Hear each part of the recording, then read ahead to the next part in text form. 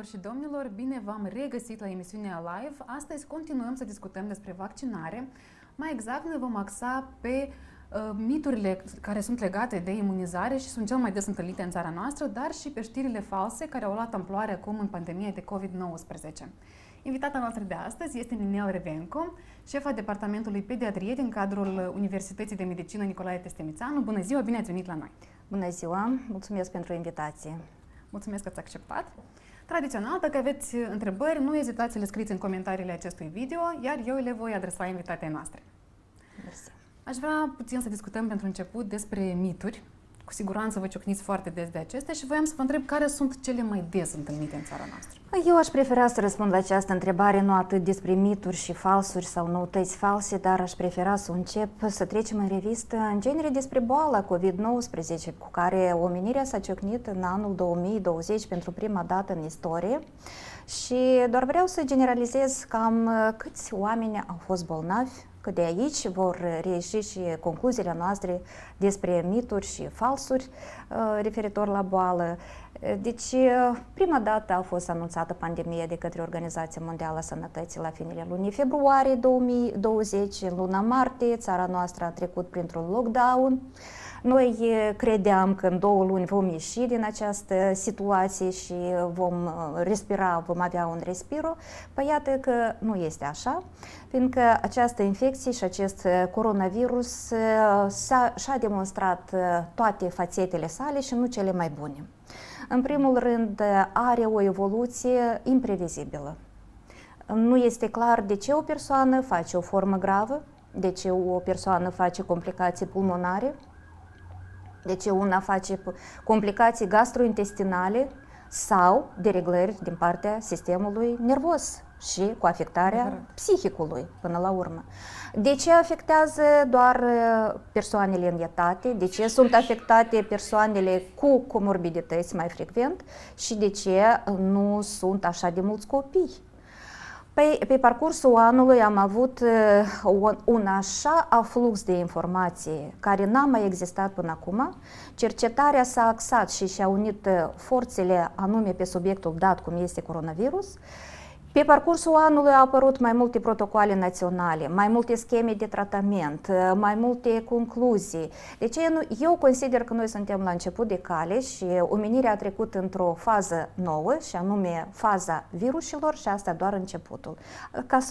Ca să nu speriem lumea și să nu stresăm lumea, dar așa este și trebuie să acceptăm situația, pentru că suntem în alte situații, în primul rând cu mediul ambient înconjurător, cu poluarea noastră și cu migrația, și totul își are consecințe.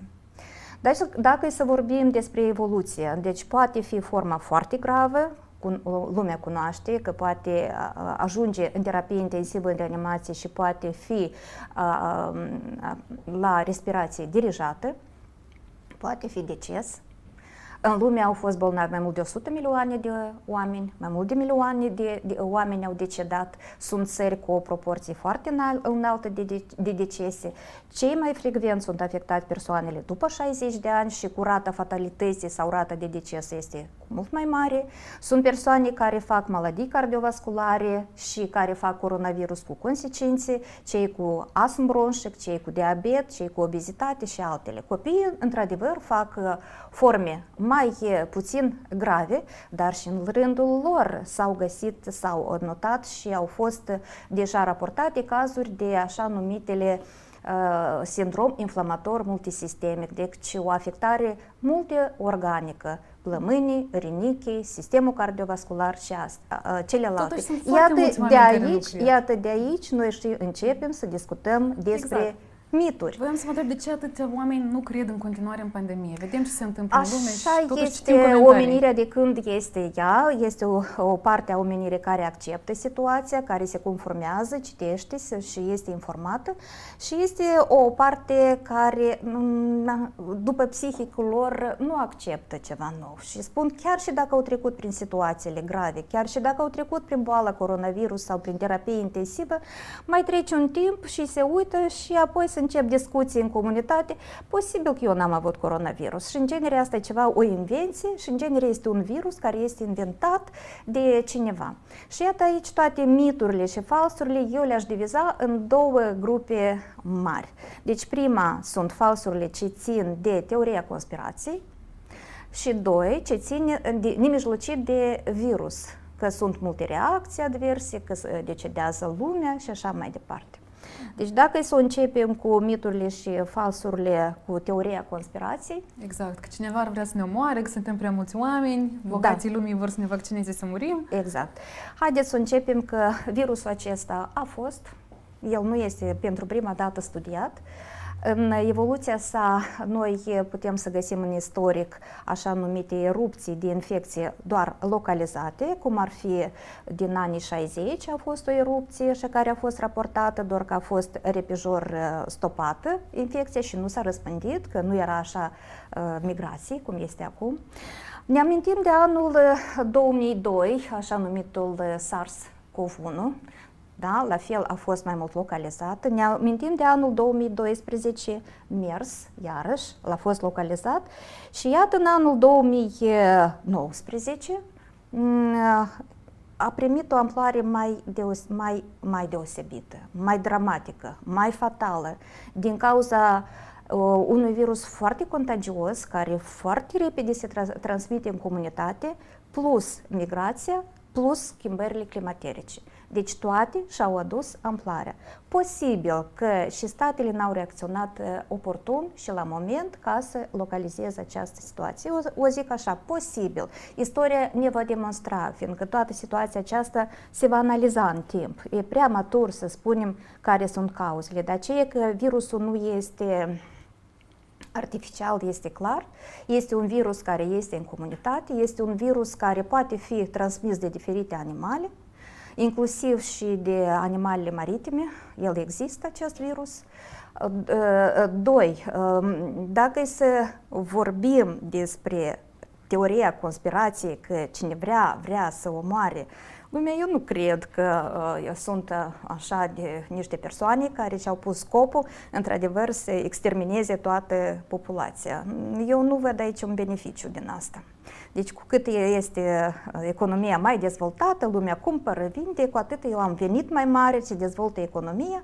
Da, într-adevăr, noi trecem prin perioade diferite ale formării noastre, ca și din cauza globalizării. Aici sunt alte tendințe, nu aș vrea să intru în detaliile acestea, fiindcă nu e subiectul nostru. Dar este clar că nu cred că cineva cu minte atât de haină să dorească să extermineze populația. Doi, iarăși de teoria conspirației, precum că cineva ne-a implantat chipuri. Exact. Nu, haideți să ne gândim și cineva vrea să ne monitorizeze gândurile, mișcările noastre. Bine, noi când am trecut deja în era digitală, cu telefoanele, mai ales iPad-urile, iPhone-urile, deja suntem monitorizați. Dacă dorești, găsești toată informația despre o persoană. Rețelele de socializare la fel. Și alte rețele, Twitter, Instagram, Noi binevole de da, absolut. Deci noi deja suntem în vizor și practic toată activitatea noastră este exteriorizată, este clar. Apoi haideți să ne gândim ce fel de chip poate fi introdus, care e dimensiunile chipului. Pentru asta ar trebui să fie și un ac mai separat, un ac mai dureros și asta doare. Și nu cred că aceasta este un adevărat. Deci este fals. Alte teorii că precum, iată, noi vom fi cu pașaport de mișcare, că vom avea pașaport de a călători. Da. Nu, într-adevăr, noi pașapoarte avem. Noi nu putem trece hotarul fără IDNP, noi avem pașaportul nostru biometric. Deja noi suntem în sistem, dacă dorești, ori în America, ori în Australia, ori în Antarctida, te găsești oriunde, prin sistemele informaționale existente. Să nu uităm că iarăși noi trecem într-o altă eră, absolut altă eră, deci este era intelectului artificial și trebuie să o primim așa, să ne acomodăm, fiindcă toată omenirea a trecut prin multe etape, de la Homo sapiens până la Homo Deus și până în era noastră de cibernetică. Deci sunt justificate aceste temeri că nu vom putea călători fără acest pașaport? Intuiesc că anul trecut, când vorbeam despre testare, dacă vă amintiți istoria de anul trecut, când se vorbea că n-ar trebui să testăm în masă, vă amintiți în luna martie și cineva a încercat să testeze la privat și atunci a fost penalizat pentru aceasta, dar până la urmă am înțeles cu cât mai rapid noi testăm în masă, cu atât este mai bine, fiindcă identificăm toți contacții, îi localizăm și este mai bine. Fix așa o extrapolăm și la vaccinare. Eu aș trece tot fix aceeași situație. Cu cât mai rapid vom fi mai incisiv, mai agresiv în vaccinare și mai rapid noi vom vaccina toată populația, cu atât riscurile de a permite virusului să facă mutațiile sale sunt mai mici. Fiindcă populația va fi vaccinată și deja va fi imună către acest coronavirus. Iată aici miturile cei ce țin de globalizare, cei ce țin de teoria conspirației. Ele sunt multe, chiar nu vreau să le aduc acum în listare, fiindcă nu vreau ca lumea să înțeleagă că noi susținem aceste mituri. Noi luăm cunoștință, facem act, vedem, verificăm și venim cu argumentele clare, bine și bazate pe dovezi, pe realitate. Ce ține de singur vaccinul, miturile, că el foarte repede a fost produs. Da, exact. Primul care este, el foarte repede a fost produs, lasă să se vaccineze alte țară, noi vom aștepta, noi vom vedea, lasă vecinul, lasă cometru, dar noi pe urmă ne vom vaccina, să vedem ce s-a întâmplat. Deci, stimați prieteni, vreau să vă zic că deja în lume sunt vaccinați mai multe 100 milioane de persoane. Așa. Deci toate țările care sunt înalt dezvoltate deja trec prin perioada vaccinării nu doar a personalului medical, dar și a persoanele cu vârstă mai mare de 60 de ani. Rata deceselor sau evenimentelor adverse nu este atât de mare. Deci, practic, procentul este același cum ar fi și în cadrul vaccinării cu alt tip, de alt tip. Asta e. Deci atât de repede. Mulți oameni se tem că ei pot să moară. De unde a venit această teamă că pot să mori în urma vaccinului? Deoarece a apărut în mass media ca breaking news, ceva așa o senzațional, precum că iată într-o țară a decedat 23, că în altă țară au decedat atâtea persoane. Dar e adevărat, au fost aceste cazuri. Da, dar trebuie să deosebim două noțiuni, de vaccin și în perioada post-vaccin. Deci de vaccin n-a decedat nimeni. În perioada post-vaccin, deci la distanță de 3, 4, 10 zile, da, au fost decese. Și într-adevăr, dacă să analizăm structura acestor decese, sunt persoane cu vârsta după 80 de ani, sunt persoane din casele de azil pentru bătrâni și sunt persoane care au foarte multe comorbidități și au fost și persoane care erau în stare vegetativă sau în comă profundă. Deci ele au fost vaccinate. Deci nu poți să spui clar că au decedat din cauza vaccinului. Ei au decedat în perioada post-vaccin.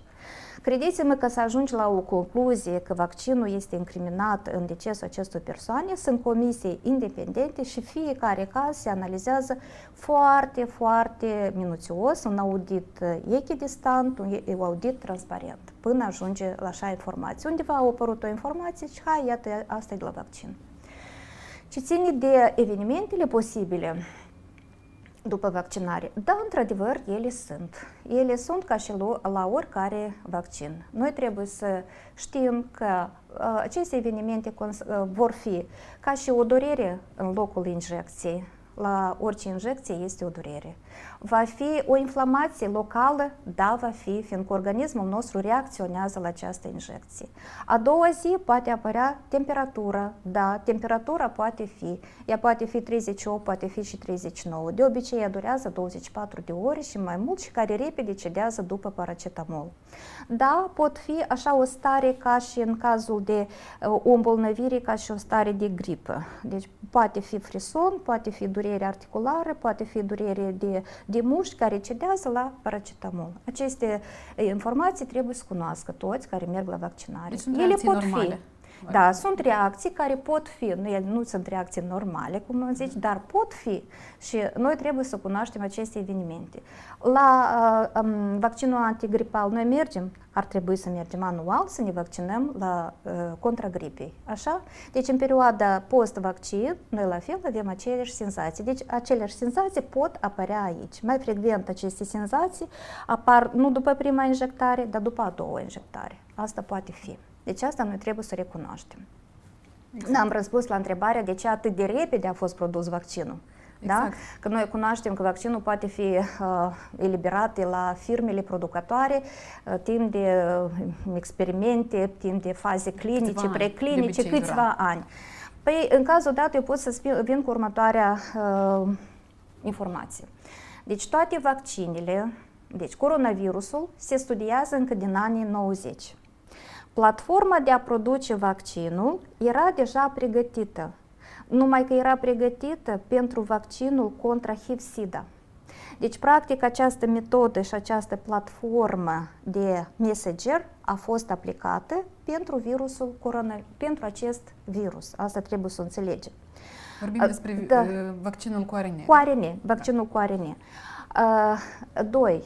Niciodată în lume nu a fost așa o mobilizare a guvernelor, a tuturor fondurilor de care doriți, a tuturor laboratoarelor de cercetare să producă cât mai rapid vaccinul.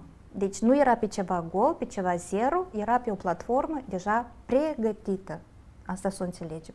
Fix aceeași în Statele Unite ale Americii sau Marea Britanie, fix aceeași este și pentru Institutul Gamaleya sau Ciumacov. N-a venit pe zero, deci a venit deja pe o platformă bine pregătită. Apropo, din Rusia se pregătea vaccinul pentru virusul Ebola. Da, și el a fost înlocuit pentru coronavirus. ARN-ul, nu pentru Ebola, dar ARN-ul pentru coronavirus.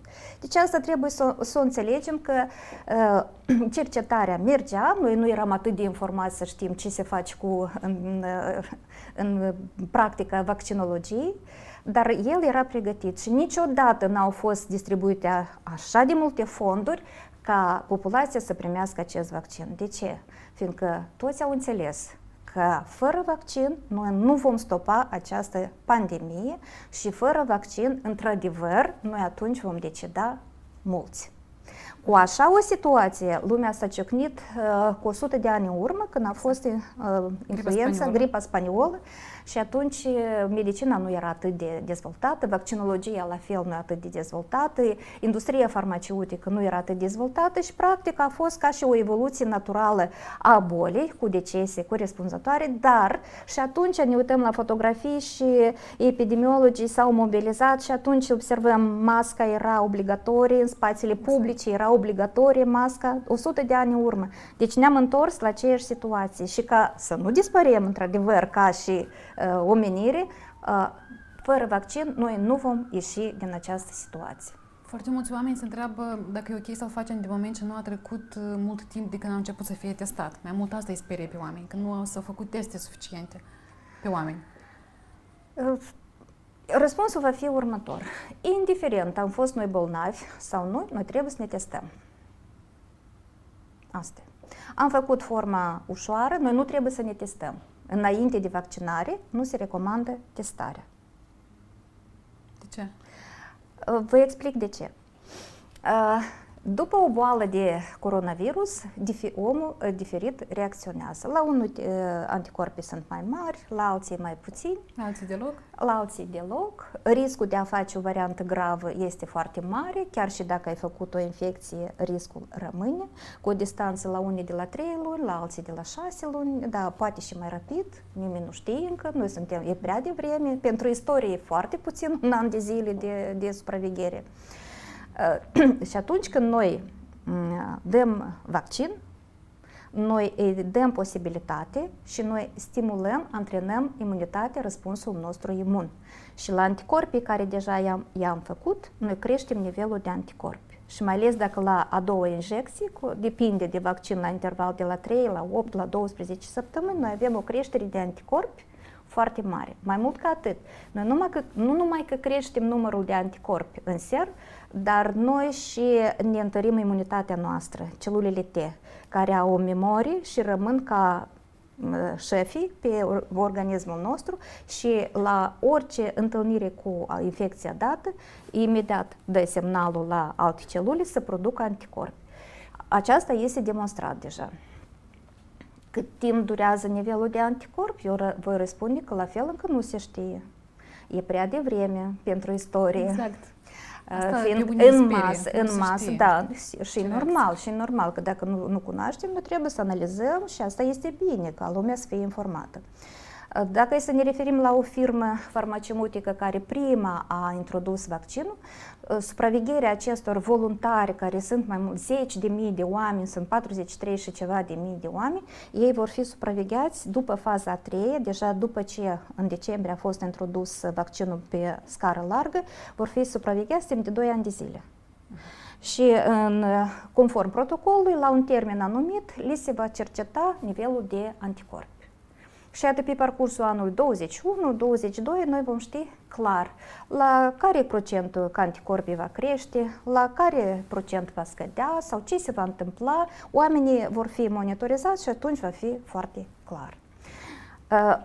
La cei care au făcut o variantă gravă de coronavirus, deci au fost în terapie intensivă, au primit plasmă, au primit tratament biologic foarte complex, cum sunt speciale medicamente, pentru aceste persoane noi le spunem așa, că vaccinarea este recomandată, cu amânare. Deci după însănătoșire, la 90 de zile, puteți să vă vaccinați. Cei care s-au vaccinat și a 3-a, 4-a zi apare coronavirusul și el este pozitiv la coronavirus. Și imediat noi spunem, vai, iată, m-am molipsit. Să știți că nu e adevărat, este fals, fiindcă dumneavoastră nu primiți virus viu. Noi nu v-am molipsit prin vaccinare. Nimeni nu are intenția să vă molipsească.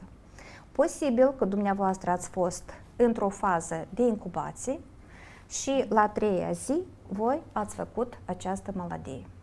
Dar vaccinul cumva ajută? Primind deja vaccinul, dumneavoastră ați stimulat imunitatea, deja organismul este pregătit și riscul de a face o variantă gravă este mai mic. După a doua injecție, riscul de a face o variantă gravă crește. Se micșorează, viceversa.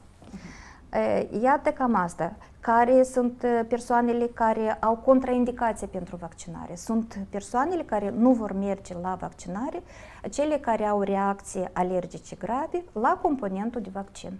Deci fiecare vaccin își are în prospect, în informație, ce conține acest vaccin. Și dacă noi avem o reacție alergică la polietilen glicol, atunci noi avem contraindicații. În țară, eu cred că nimeni nu are polietilen glicol, reacție alergică, noi în fiecare zi ne ciocnim cu această substanță, oriunde nu avem plastic, în produse medicamentoase și așa mai departe, că de aceea riscul de a face așa o reacție severă este minimal. Oricum, dacă în anamnestic sau cândva am avut o reacție alergică gravă, noi anunțăm medicul de familie și atunci, după injecție, rămânem în centrul de vaccinare timp de 30 de minute. Supraveghem. Când această perioadă, de la 15-30 de minute, pot surveni reacții alergice grave. Așa să spunem. Nu știu dacă urmăriți rețelele de socializare, cel puțin în ultima perioadă am reușit să văd o mulțime de videouri, nu știm dacă sunt adevărate sau trucate, cu persoane care fie fac convulsii, fie își pierd cunoștința și este scris că s-ar întâmpla după vaccin, deși nu există probe concrete la acest lucru, iar oamenii distribuie la greu aceste videouri și încearcă să convingă pe alții că, uite, nu vă vaccinați pentru că pot fi astfel de reacții. Ce puteți să le spuneți acestor persoane? Deci haideți să nu ne uităm la aceste falsuri, la această dezinformație.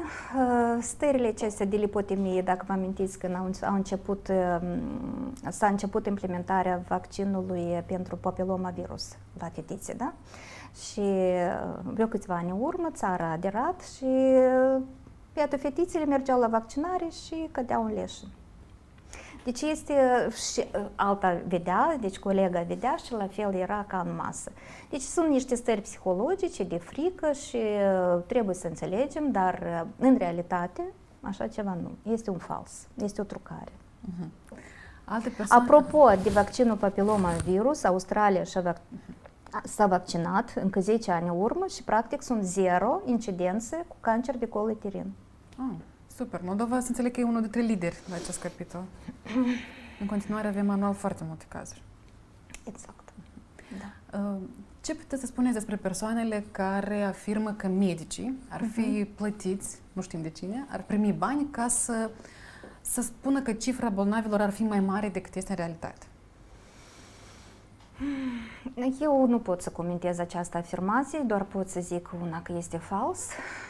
Cunosc persoane care lucrează din martie până în prezent în condiții insuportabile pe prima linie, în secții terapie intensivă și reanimație, în secții cu specific COVID, practic nu au mai ieșit din aceste secții, am în vedere, nu au trecut în alte secții care nu-n convin să lucreze. Și eu, în cazul ăsta, le-aș fi spus, haideți cu mine, îmbrăcați costumația aceasta și stați 12 ore în el, în condiții de vară, când este cald sau când este frig și sunteți persoană de sex feminin, cu toate. Și stați, iată așa, o să suportați în mască, deci când scoateți tot echipamentul dat, dumneavoastră aveți o senzație că ați fost în iad. Așa este. În fiecare zi vezi persoane, le-aș fi spus, care deja îi vezi că este cu risc de deces. Cum credeți? Asta trece psihologic alături? Nu. Orice pacient, stare gravă, vrei nu vrei, își lasă amprenta asupra psihicului doctorului. Sistemul de sănătate acum, vorbesc de doctorii care lucrează în terapie intensivă, reanimație, în secțiile COVID, sunt practic în situație de război. Este foarte greu să lucrez. Este foarte greu să gestionez cazurile, fiindcă fiecare caz are cu specificul său. Ne mai vorbim de starea fizică, de starea organismului integru, dar virusul provoacă și modificări psihice. Pacienții devin agresivi, pacienții devin imprevizibili. Și de aici nu cred că noi am fi spus că sunt cazuri mai multe. Noi cu mare drag am fi spus că sunt mai puține, doar să scăpăm de această teroare, cum este pandemia COVID-19. Este prea mare presiunea asupra sistemului de sănătate, foarte mare. Societatea parcă inițial a înțeles și ne aplaudau și bravo medici și eroii noștri, dar acum ce facem? Mergem prin urbe, prin municipiu și vedem că lumea este destul de relaxată. Vorbesc de transportul supraaglomerat, cel public, troleurile, autobuzele, rutierele. Eu, sincer vă spun, personal aș fi spus că rutierele trebuie interzise, așa cum a fost și anul trecut. Deci cine respectă acolo distanța în rutieră? Cine respectă distanța? Nimeni. Cine dezinfectează suprafețele sau scaunele din rutiere?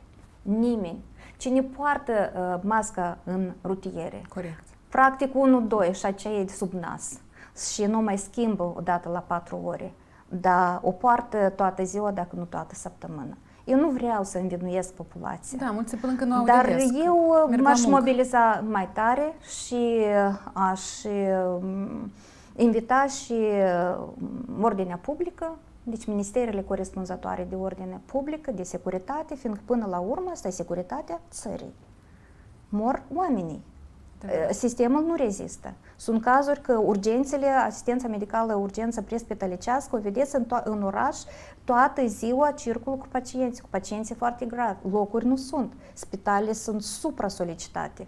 dar cine o să acorde asistență? Și de aici concluzia noastră că vaccina trebuie să vină cât mai rapid.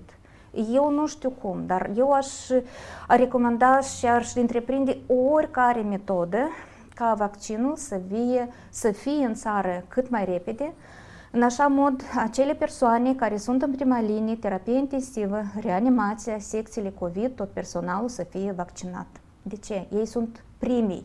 Ei primii sunt expuși la acest risc. Dacă noi suntem în comunitate și ne ciocnim mai rar, dar vă imaginați că ei lucrează cu pacienții care elimină coronavirus permanent. Noi 24 din 24 suntem în contact cu această infecție. Personalul medical este la fel epuizat, are și comorbidități, deci ei primii sunt în risc. Doi, vor deceda, vor pleca din sistem, se vor îmbolnăvi, riscul este mare. Cine o să ne trateze? Probabil că toți am înțeles în societate că important este doctorul, este învățătorul în societate și apoi urmează celelalte. Nu? Adevărat. Dumneavoastră sunteți medic pediatru în cadrul Institutul Mamei și Copilului și voiam să vă întreb dacă cunoașteți care este părerea colegilor dumneavoastră. Vor sau nu să fie vaccinați? Cei ce ține de vaccinare în reanimație, terapie intensivă, cunosc că ei doresc cât mai repede. În primul rând, este o senzație că tu ești protejat și riscul de a face o variantă gravă de coronavirus scade. Asta este important. Doi, ca și în societate, la fel și în sistemul medical există păreri controversate. Da, este într-adevăr, este o pătură care neagă, este o pătură care ezită să vaccineze din cauza că nu cunoaște toată informația și sunt persoane care acceptă vaccinarea.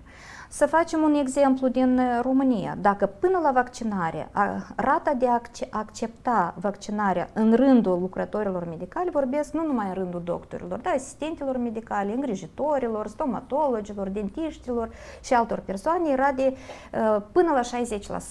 Asta până a fost introdusă în România vaccinarea în luna ianuarie. Deci în decembrie sondajul a arătat că rata de acceptare era la 60%.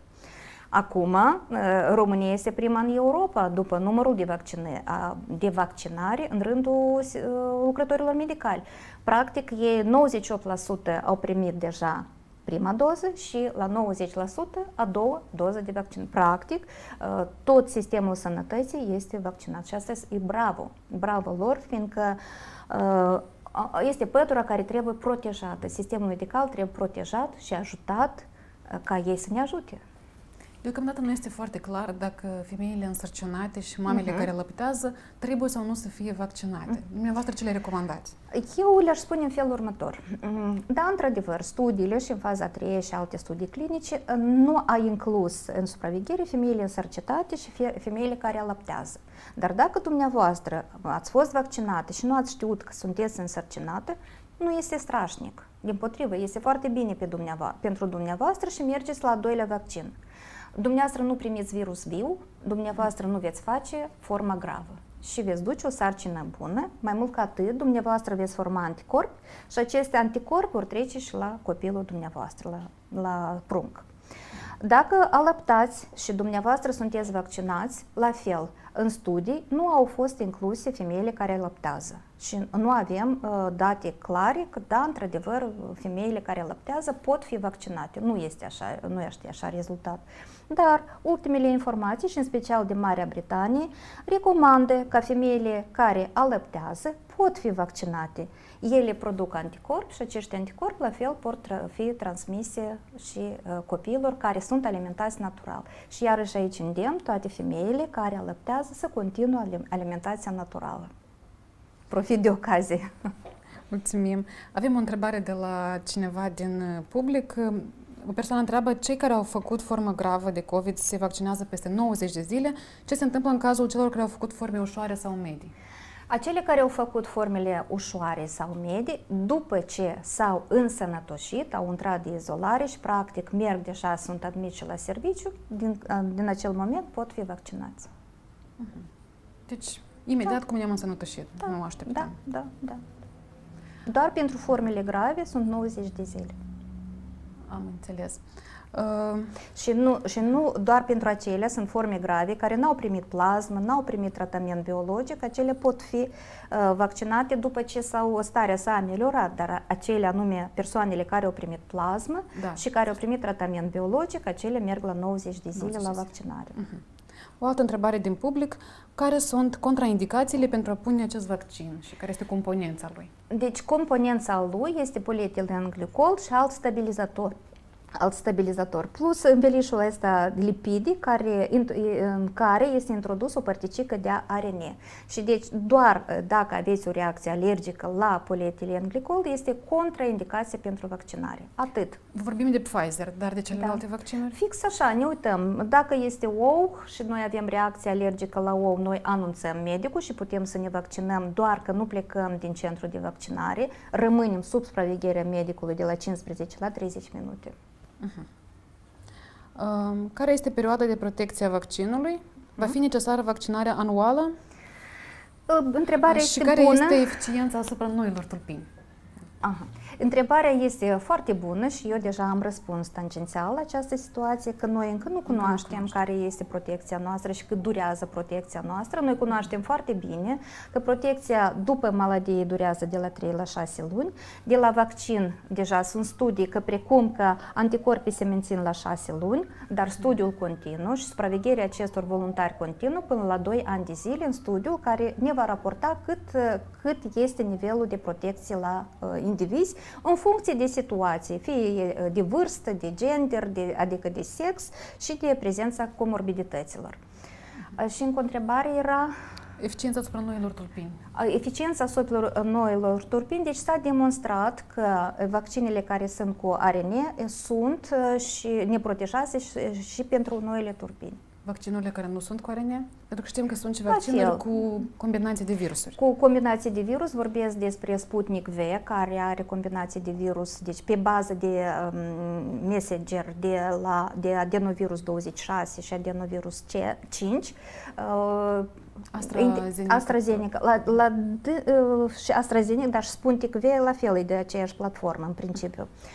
Foarte interesant, deci dacă intervalul între prima vaccinare, prima doză și a doua doză este mai mare, atunci rata eficienței crește. Și Organizația Mondială a Sănătății ne propune ca intervalul între vaccinări de la prima și a doua injecție să fie de 8 săptămâni. Ca aici la 8 săptămâni, deci la 4 săptămâni rata, cum într-adevăr este 70%, dar la 8 săptămâni ea crește.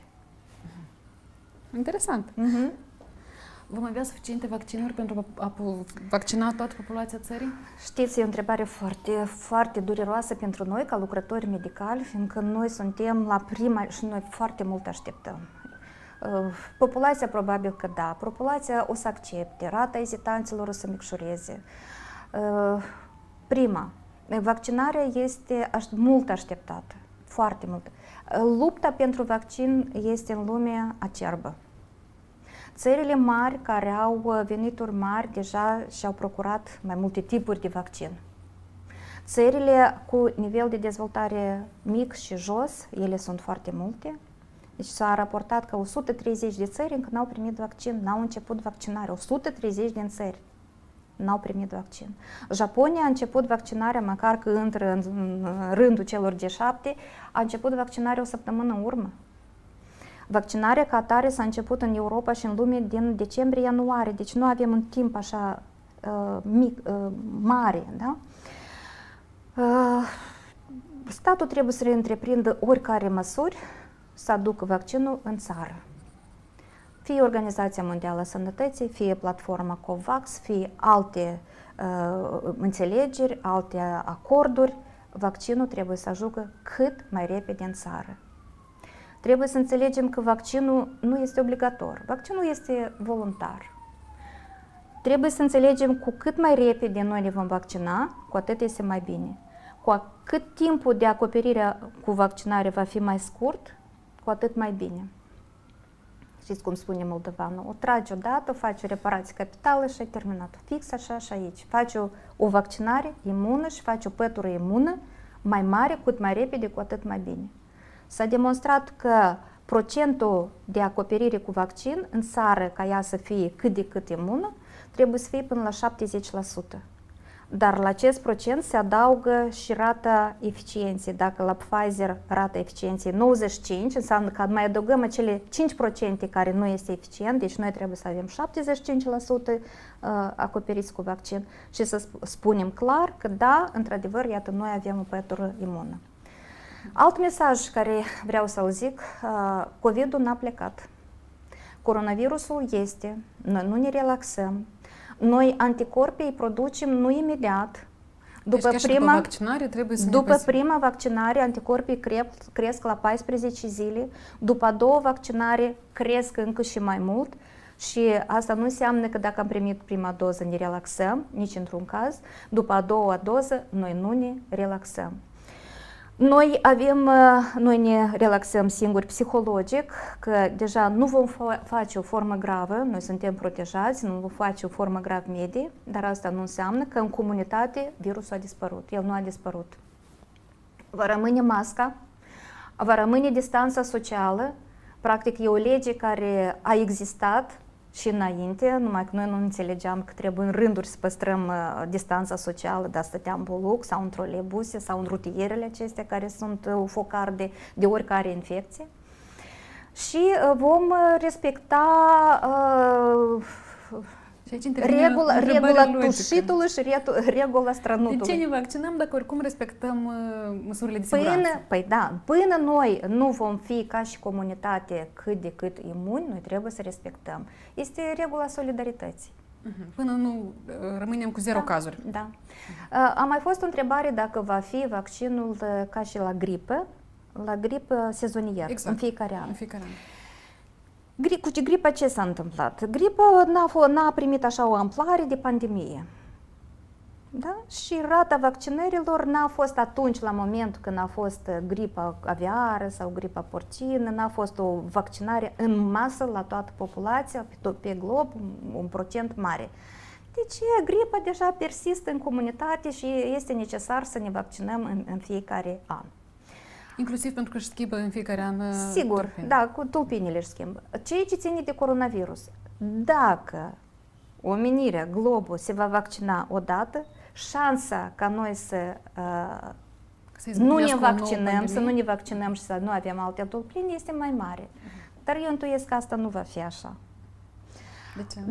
Fiindcă, uitați-vă noi cât se întinde deja, ianuarie, februarie, martie, iată e martie și noi nu avem 130 de țări, încă nu și-au început în masă vaccinare. Cineva propune, întreabă dacă știți când începe vaccinarea? Iată vine. Când se așteaptă vaccinurile în Moldova? Foarte bună întrebare. Incert. Informația se actualizează așa, da, la mod serios, informația se actualizează în fiecare zi, fiecare oră. Deja Ministerul Sănătății, Muncii și Protecției Sociale a început acordurile cu acele donații din România pentru aceste 20.000 de doze. Da, într-adevăr, ele sunt puține, dar ne va permite să vaccinăm măcar doctorii, lucrătorii medicali din reanimație și terapie intensive și asta este bine ca să protejăm lucrătorii medicali. Așteptăm alte vaccinuri prin platforma COVAX, care, după cum cunoașteți, este o platformă care unește mai multe țări, undeva 92 de țări. Republica Moldova a intrat această platformă din mai multe considerente. Sărace, mediu și jos, cu venituri medii și jos. De ce? Fiindcă 20% din vaccinuri pentru populație vor fi gratuite, restul vor merge, 30% vor merge la prețuri preferențiale, și restul, deja statul, celelalte 20%, statul le va procura din diferite fonduri de profilaxie și alte fonduri, prin acorduri adiționale. Vaccinurile COVAX urmau să ajungă la jumătatea acestei luni. De ce lucrurile Răspunsul este următor. Deci aici, în scrisoarea de la COVAX era scris așa, cu începutul jumătății a doua a lunii februarie. Da, deci nu era un termen exact. Nu era un termen exact. Sigur că noi așteptăm. Dar iarăși vă zic, lupta e foarte mare. foarte mare. Problema Sunt e faptul că nu există stocuri. Nu există stocuri. Firmele nu reușesc să producă vaccinul. Cine este mai bogat și mai îndrăzneț, acela reușește. Cine are prețuri, acela reușește. Noi, ca și țară, ne depunem maxim eforturi, dar asta e. Deci nu mai vreau să comentez, dar asta e. Lupta e foarte mare pentru vaccin acum. O altă știre falsă care circulă în aceste zile pe internet este precum că vaccinul împotriva coronavirusului ar schimba ADN-ul omului. Așa, deci acesta este fals. Răspunsul este clar și al doua vreau să vă întreb. Noi toți am trecut biologie. Da? Majoritatea din noi au terminat liceul. Noi știm unde este ADN-ul și unde este RNA-ul. Deci ADN-ul este nucleul celulei, RNA-ul este în citoplasma celulei, în alte structuri ale celulei. Deci nici de cum RNA-ul nu poate să influențeze ADN-ul. Nici de cum. Asta e categoric, este fals. Ca să ne îndepărtăm un pic de coronavirus, Da. probabil ați observat că și în țara noastră, ca de altfel peste tot în lume, acum ia amploare mișcarea antivaccinare. Tot mai mulți adepți în fiecare an se alătură acestei mișcări. Foarte mulți părinți refuză să-și vaccineze copiii din diverse motive. Unele sunt absolut iraționale. Ce puteți să le recomandați acestor părinți? De exemplu, un caz din familia mea. Eu am un bebeluș de 7 luni și când s-a născut, soacra mea încerca să ne convingă să nu-l vaccinăm pentru că are o cunoscută în Italia care are un fiu autist și ea este absolut convinsă că boala ar fi apărut în urma unui vaccin. Este sau nu o grijă fondată? Ar putea sau nu vaccinul provoca autism și alte boli grave? Am înțeles. Așa, cu grupurile anti-vax. Ele sunt, au fost și probabil că vor fi. Nu suntem primii ca și comunitate și nu primele grupuri de acestea. Cum a apărut vaccinul, cum a apărut și antivaxul. Primele companii antivax erau încă în 1831, când apăreau diferite știri că iată ne vom transforma în animale, ne vom Farmagedon și așa mai departe. Deci este un fals, categoric este un fals. În cazul ăsta, eu le-aș întreba pe aceste persoane care sunt contra vaccinului și le-aș întreba de ce. Fiindcă fiecare persoană își are argumentele sale. Și atunci eu aș merge cu un răspuns concret de ce persoana este contra. Și atunci aș spune că dacă dumneavoastră nu v-ați vaccina copilul contra poliomielitei, atunci uitați-vă ce se poate întâmpla. Anii 60, când pentru prima dată a fost produs vaccinul contra poliomielitei. Este o infecție virală, la fel, este contagioasă și copiii pot deceda sau avea consecințe grave pentru toată viața. Deci copilul poate fi invalidizat și să fie în cărucior. Dacă copilul nu este vaccinat contra difteriei, el poate deceda din cauza că se sufocă. Este la fel o bacterie care este foarte contagioasă și dacă nu este tratat, el poate face și boală gravă și deces, dar avea consecințe grave din partea sistemului cardiovascular și deceda din cauza consecințelor. Dacă copilul nu este vaccinat contra pertussis, atunci el poate face această boală în vârsta când este neputincios, în vârsta sugarului, 2-3 luni. El nu are reacția aceasta de apărare și el are riscul să fie trecut la respirație dirijată și atunci poate deceda și de pneumonie și de ruptură de diafragmă și alte consecințe. Au fost așa cazuri când în centrele perinatale, în rândul nou-născuților și prematurilor, a fost o erupție de pertussis. Lucrătorii... A fost recent? Nu, în anii 2090. Erau purtători de pertussis și s-a transmis la acești nou-născuți. Mulți au decedat din cauza insuficienței respiratorii. Și acum în această țară este introdusă pentru femeile gravide revaccinarea pentru pertussis. Noi mergem la botez, copilul încă nu este vaccinat. Noi vine bunica care poate fi, ea nici nu știe, dar ea poate fi purtătoare de pertusis, ea poate să-l molipsească. Riscurile sunt foarte mari. Noi putem face rugeolă, noi putem avea consecințe și de lungă durată sau putem avea deces. Mai este o infecție cum este meningococul. La noi în țară nu se vaccinează contra meningococului, nu este introdus în calendarul nostru național. Dar riscul este foarte mare. Faci o meningită, poți deceda, dar poți avea consecințe foarte grave din partea sistemului nervos central din cauza meningitei. Deci riscurile sunt foarte mari ca tu să expui riscului copilul tău. Într-un fel, tu ești o mamă neglijentă și aceasta poate fi catalogată ca și un abuz asupra copilului. Că neglijența poate fi fizică, poate fi medicamentoasă, poate fi alimentară și poate fi psihică. Deci, într-un fel, noi ca și părinți avem și obligațiune ca copilul să crească sănătos și mediu sănătos și protejat. Mulți părinți totuși se întreabă de ce să-mi vaccinez copilul de moment ce aceste boli practic au dispărut. Unele au dispărut, altele nu mai se așteaptă ca imunitatea în rândul copiilor colectivă să scadă și ele imediat îi rup. Iată, uitați-vă ce s-a întâmplat când rata vaccinării contra rujeolii în Ucraina, în Bulgaria, a scăzut mai jos de 60, în România imediat am avut, țineți minte, anii 2019, în august 2019, cu rujeola în lume. Vă aduceți aminte, da? De ce? Fiindcă rata vaccinării a scăzut. Rata vaccinării contra poliomielitei scade. Înseamnă că riscul de a face poliomielită este mare. Iată așa au fost și până anunțarea coronavirusului poliomielita în Afganistan. Cu cât rata imunității colective este mai mică, cu atât este mai rău. Pentru unele infecții, rata acoperirii sau rata imunității colective este de 90 și mai mult, pentru altele este 85 și mai mult, iată, pentru coronavirus este minimum 70 și mai sus. Deci pentru fiecare tip de infecție este și o rată de acoperire a vaccinării de imunitate colectivă. Un alt mit care des se vehiculează la noi în societate este precum că vaccinurile ar conține metale grele, precum mercur.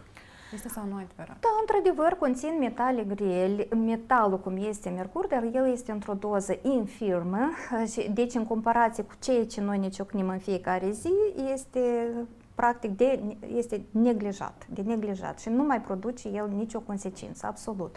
Dar ne întoarcem la autism. Precum că vaccinurile produc autism. Studiile au demonstrat că nu este nicio relație între vaccin și autism. Cauzele autismului sunt cu totul altele. Este o maladie genetic predispusă și undeva un component autoimun. Și vaccinul nu are nicio treabă cu autism. Răspunsul este fals, că este o afirmație falsă. Metale grele, dacă să ne uităm la plumb. Da. Plumbul este peste tot. Aerul nostru, din urbă în special, cu transportul nostru, știm, cu nivelul de uzură, plus vopselele, plus vopsitul în case, plus lămpile, plus cristalul, multe surse de plumb sunt și în unele țări, la copiii mici, se apreciază nivelul de plumb în sânge. Și dacă plumbul depășește, înseamnă se caută de ce este, dar prin ce e periculos plumbul? Afectează sistemul nervos central, deci el stopează dezvoltarea lui neuropsihică. Are consecințe. Plumbul, nivelul de plumb în sânge. Deci el nu este în vaccinuri? Nu este în vaccinuri, de ce noi trebuie să spunem că nu? Noi trebuie să ne păzim de altceva.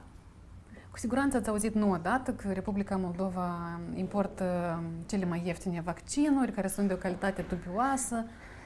De unde vine acest lumea trebuie să cunoască și că toate vaccinurile care sunt aduse în Republica Moldova sunt prin intermediul UNICEF, Gavi, deci organizațiile internaționale, și toate vaccinurile care sunt aduse în Moldova sunt precalificate de către Organizația Mondială a Sănătății și ele sunt calitative și eficiente.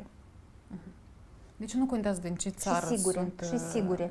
Ele sunt calitative, eficiente și sigure, cel mai important. Toate vaccinurile. Și toate vaccinurile care sunt aduse în țară, indiferent de unde sunt distribuite, fie din instituțiile publice sau private, sunt aceleași vaccinuri. Deci totuși atâția părinți merg la privat. Merg la privat, că este o încredere, sunt condiții mai bune, acolo te va examina și un pediatru. Și la policlinică ambianța ne este mai bine. pediatru. Dar vreau să zic că în instituțiile medico-sanitare publice, primare, la nivel de asistență medicală primară, sunt condiții foarte bune și sunt condiții sigure. Asistenta medicală care face vaccinare, ea face la un lot foarte mare de copii și ea e foarte bine instruită. Unele asistente medicale sunt foarte bine instruite, chiar mai bine decât alt personal medical, ce ține de vaccin. Multe persoane preferă cele de la privat pentru că nu ar conține virusul viu, în timp ce cele de la stat ar conține. Vaccinurile care se aduc în țară sunt aceleași vaccin, care la stat sau la privat. Deci nu recomandați să cheltuiască bani? Omul are dreptul să-și aleagă unde dorește. Unde se simte mai bine, unde se simte mai sigur, mai îngrijit, poate să plece unde dorește. Este voluntar. Mai avem o întrebare de la un spectator. Știți dacă în Republica Moldova avem sau nu deja tulpina britanică și dacă putem să o identificăm în laboratoarele de la noi? Suspecția, precum că în Moldova este deja tulpina britanică, se bazează prin aceea că multe persoane au revenit din Marea Britanie și posibil au adus în țară și tulpina britanică. Dacă țara poate face răspuns și poate testa, cunosc că Agenția Națională a Sănătății a prelevat unele seruri de la acești pacienți și le-a trimis în țările din Uniunea Europeană pentru a identifica dacă este sau nu tulpina britanică. La moment, noi nu avem oficial așa un răspuns.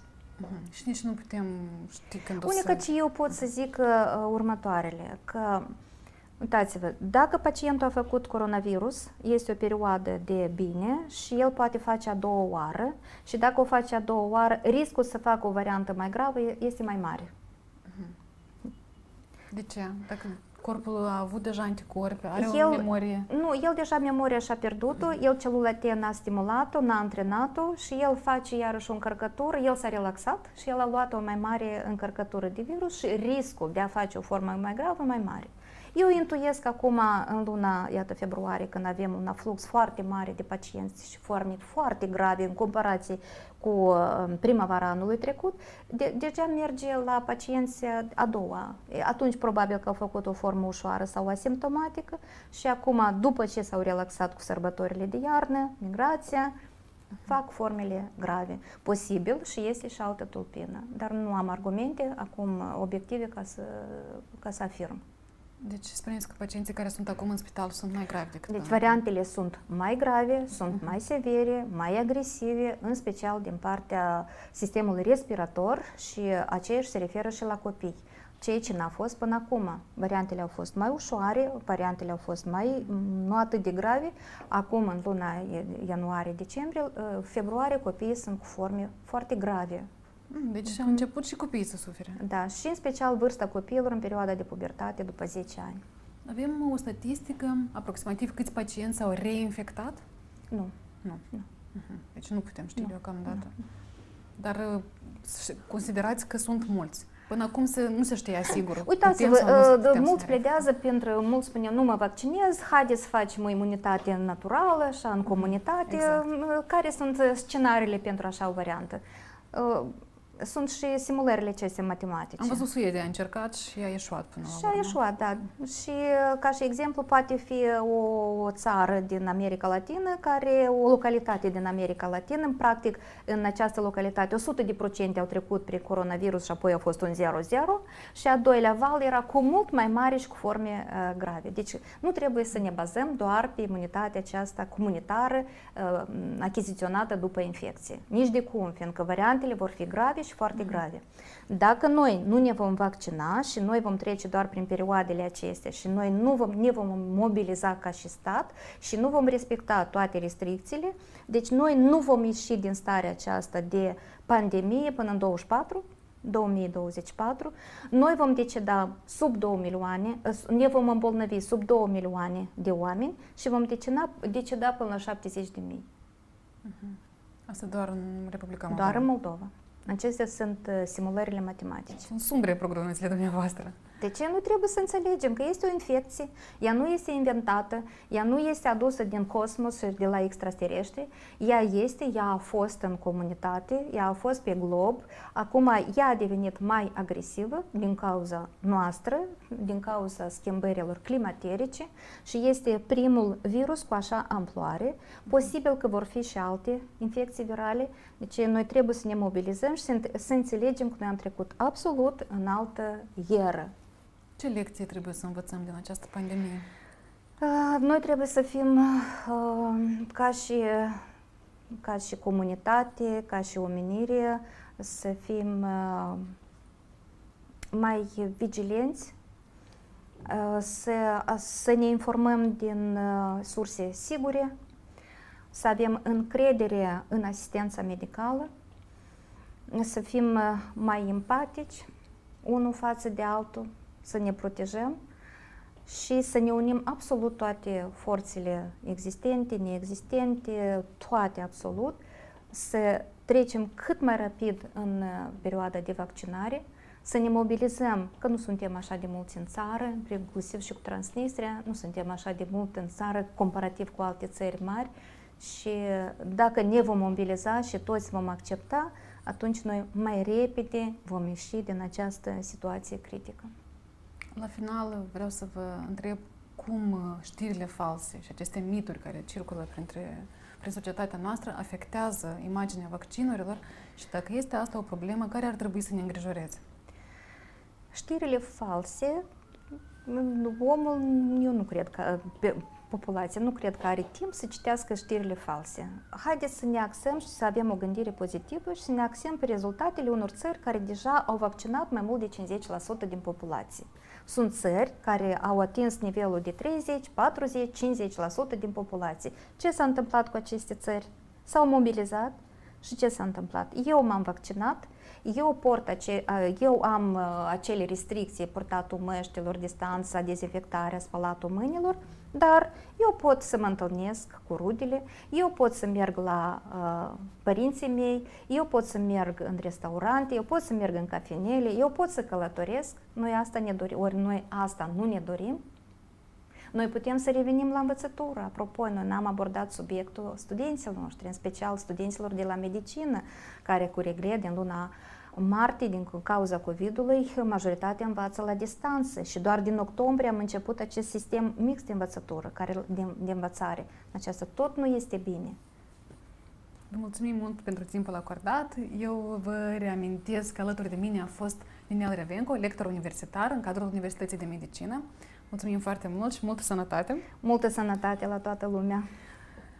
Emisiunea live este realizată de Mama.md și Forum.md cu susținerea UNICEF, USAID și Organizația Mondială a Sănătății în Republica Moldova. Să aveți o zi frumoasă în continuare! La revedere!